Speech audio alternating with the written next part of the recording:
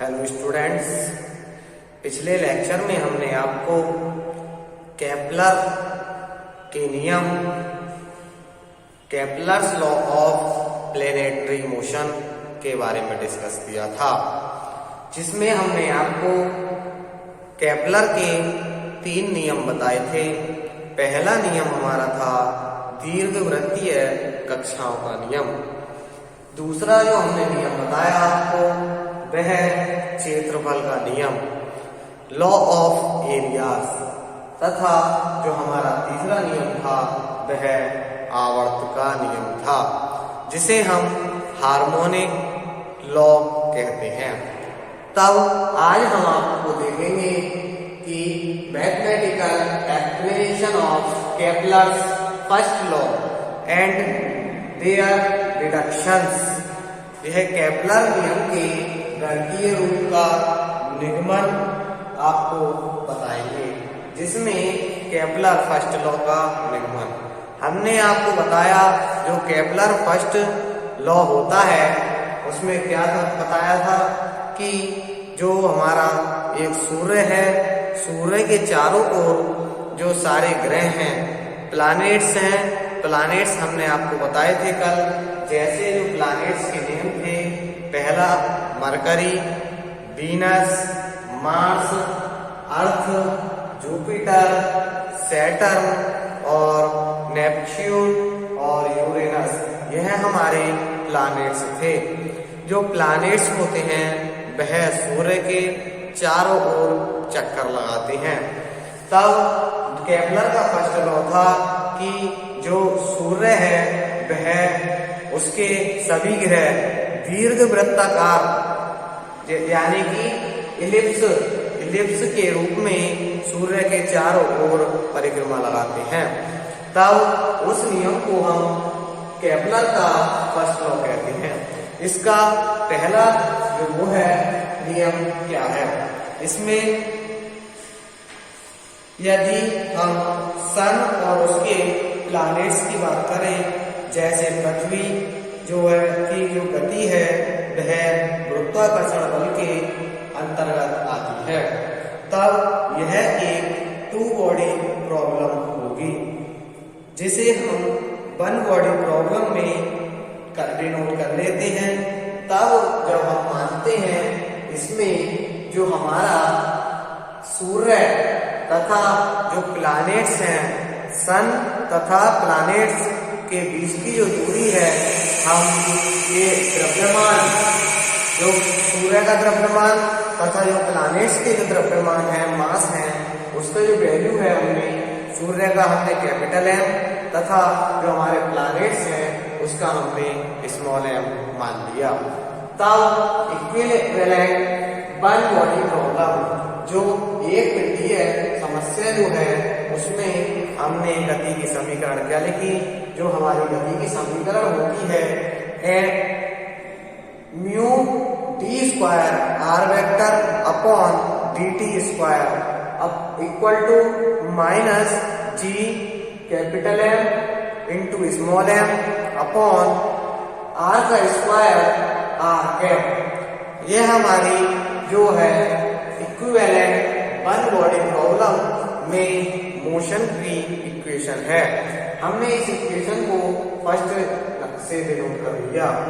यहाँ पर जो हमारा r वेक्टर जो है, r वेक्टर यहाँ पर क्या है, r वेक्टर यहाँ पर जो हमें दिखाया गया है, r वेक्टर जो है जो हमने सन तथा प्लैनेट्स, सन का मास क्या था हमारा कैपिटल M तथा जो प्लैनेट्स का जो मास था वह स्मॉल m था।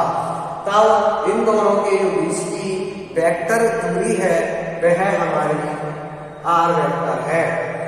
तथा अब हम जो मानते हैं, यदि हम GMM, जो हमारा यहाँ पर GMM है, इसके बदले अगर हम K रख दें, तब अगर हमने इसके बदले K रख दिया तो सामान्य रूप से इनवर्स स्क्वायर फोर्स, जिसे हम व्युत्क्रम वर्ग बल कहते हैं, इसके समतुल्य 1 बॉडी प्रॉब्लम की जो हमारी इक्वेशन होगी वह क्या होगी, हमने यहाँ पर जी एम एम के बदले क्या लिखा यहाँ पर के, जी एम एम के बदले हमने यहाँ पर के लिखा।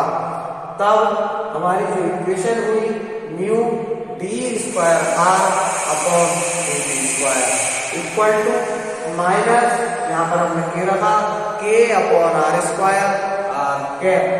तब जो हमारी इक्वेशन हुई हमने इस इक्वेशन को इक्वेशन नंबर 2 डिनोट कर लिया। यहाँ पर हम विशेष रूप से इस प्रॉब्लम का जो सॉल्यूशन है ग्रेविटेशनल फोर्स या गुरुत्वाकर्षण बल के कारण करेंगे। इसमें जो प्रॉब्लम है किसी भी इनवर्स स्क्वायर फोर्स की, जो स्क्वायर फोर्स होता है हमारा F इक्वल टू जो हमारा ये वाला जो फोर्स होता है इसकी जो वैल्यू होती है F इक्वल टू माइनस के अपॉन आर स्क्वायर, जो हमने स्क्वायर इनवर्स स्क्वायर फोर्स था व्युत्क्रम वर्ग बल था उसकी जो वैल्यू हमारी है वह F इक्वल टू माइनस के अपॉन आर स्क्वायर के लिए यह होगी। हम जी एम एम को के से विस्थापित कर देंगे, तब जो के की वैल्यू हमारी आएगी इस दशा में के हमने यहाँ पर जो दो आवेश हैं अगर दो आवेश Q1 तथा Q2 हमने मानी है, तब जो के की वैल्यू है हमारी यहाँ पर हम लिख रहे हैं के इक्वल टू आती है Q1 Q2 k equal to Q1 Q2 upon 4 pi epsilon naught. जब हमारे इसमें दो चार्ज होंगे, दो आवेश होंगे, तब जो हमारी के की वैल्यू आएगी वह k equal to Q1 Q2 upon 4 pi epsilon naught होगी। यह हमारा केपलर का फर्स्ट लॉ जिसके मैथमेटिकल एक्सप्लेनेशन तरफ इसका जो डिडक्शन है वह यह है। अब आपका जो केपलर्स का थर्ड नियम क्या होता है, mathematical explanation of Kepler's third law and their deductions. Kepler का तीसरा रूप गणितीय रूप में तथा इसका निगमन हम किस प्रकार करेंगे। केपलर का तीसरा नियम जो होता है, जो सूर्य के चारों ओर घूमने वाले जो ग्रह का परिक्रमण काल जिसे हम टी कहते हैं उसका स्क्वायर वर्ग जो होता है वह दीर्घवृत्त के अर्ध दीर्घ अक्ष जिसे हम सेमी मेजर एक्सिस कहते हैं, जिसे हम ए से डिनोट करते हैं, उसकी तृतीय घात जिसे हम क्यू कहते हैं, उसके समानुपाती होता है। जो सूर्य के चारों ओर घूमने वाले चक्कर लगाने वाले जो ग्रह हैं उसका परिक्रमण काल का स्क्वायर सेमी मेजर एक्सिस के क्यूब के जो होता है अनुक्रमानुपाती डायरेक्टली प्रोपोर्शनल होता है। तब इसका जो है मैथमेटिकल फॉर्म इस प्रकार आएगी। दीर्घवृत्त के गुण से हम जानते हैं जो दीर्घवृत्त का जो नाभिलंब होता है लेटस रेक्टम होता है वह L equal to B square upon A होता है, जिसे हमने यहाँ पर लिखा है लेटस रेक्टम L equal to B square upon ए।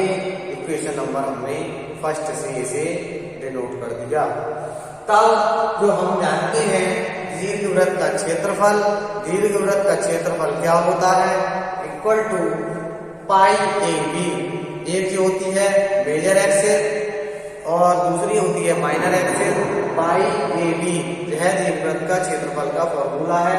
हमने इस इक्वेशन को इक्वेशन नंबर 2 डिनोट कर लिया, जिसमें जो ए तथा बी क्या है क्रमशः जो दीर्घवृत्त होता है हमारा उसके अर्ध दीर्घ अक्ष जिसे हम सेमी मेजर एक्सिस और सेमी माइनर एक्सिस कहते हैं, यह ए और बी यहाँ पर है।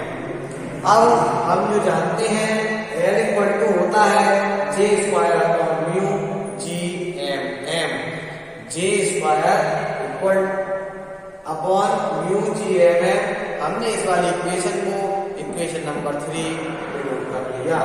अतः जो L की वैल्यू है हमने यहाँ पर निकाली L equal to B square upon A. तब हम M की जो वैल्यू है यहाँ पर M के स्थान पर रखेंगे। तब b square upon a equal to आएगा हमारा j square upon mu G M m. इसमें हमने क्या करा, जो a यहाँ पर अपॉन में है हम इस वाले a को इसके दूसरी साइड में ले गए। जब a को इसके दूसरी साइड में ले जाएंगे तब जो हमारी वैल्यू आएगी b square equal to j square a upon mu G M m. इसे हमने इक्वेशन नंबर 4 से नोट कर दिया। यह जो है वह हमारा बी स्क्वायर का मान आ गया हमारे पास।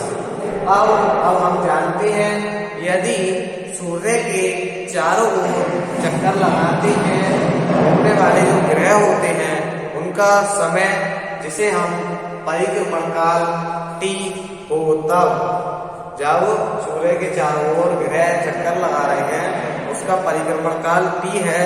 तब जो टी का जो फॉर्मूला होगा परिक्रमण काल इक्वल टू दीर्घवृत्त का क्षेत्रफल अपॉन दीर्घवृत्त का क्षेत्रफलीय वेग जो होगा वह क्या होगा, दीर्घवृत्त का क्षेत्रफल का हमने फॉर्मूला यहाँ लिखा था पाई ए B upon J upon 2 mu.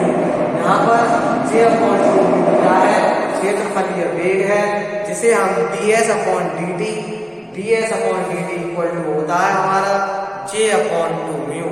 तब हमने यहाँ पर पाई ए B upon J upon 2 mu. अब हमने इस वाली इक्वेशन को हमने इसके निकाला था 2 pi mu A B upon J, ये हमने लिखा। अब हमने इस वाली इक्वेशन का स्क्वायर करा दोनों तरफ, स्क्वायरिंग इन बोथ साइड। तब यहाँ पर t square equal to 4 pi square mu square A square b square upon J square. यहाँ पर हमने क्या करा, जो यहाँ पर हमारा बी स्क्वायर है, बी स्क्वायर की वैल्यू हमने अभी यहाँ निकाली थी नीचे, बी स्क्वायर की वैल्यू हमने यहाँ पर इसके स्थान पर यहाँ पुट कर दी। तब जो हमारे पास वैल्यू आई वह 4 pi square mu square A square upon J square into J square A upon mu G M M. यह हमारी टी स्क्वायर की वैल्यू आई। अब यहाँ पर जे स्क्वायर में जे स्क्वायर कैंसिल हो गया, तब हमारी टी स्क्वायर की value t square equal to 4 pi square a cube g upon m M यह आया।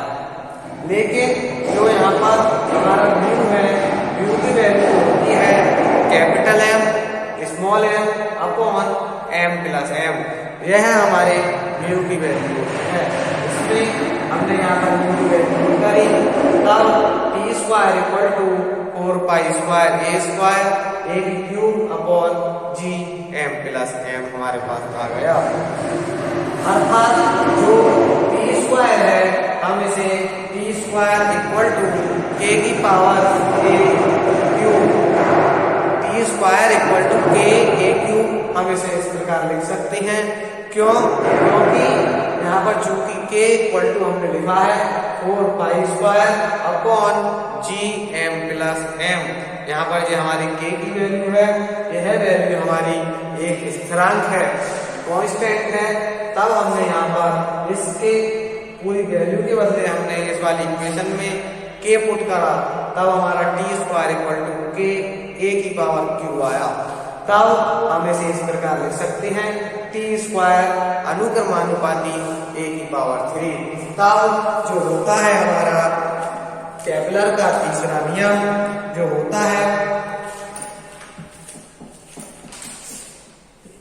जिसके अनुसार सूर्य के चारों ओर किसी ग्रह का जो परिक्रमण काल का वर्ग दीर्घवृत्त के अर्ध दीर्घ अक्ष, जिसे हम सेमी मेजर एक्स कहते हैं। इसकी तृतीय घात के अनुक्रमानुपाती होता है। आज हमने आपको केपलर्स के पहला नियम तथा तीसरा नियम का निगमन कराया और कल के लेक्चर में हम आपको केपलर के दूसरे नियम सेकंड लॉ के बारे में निगमन कराएंगे।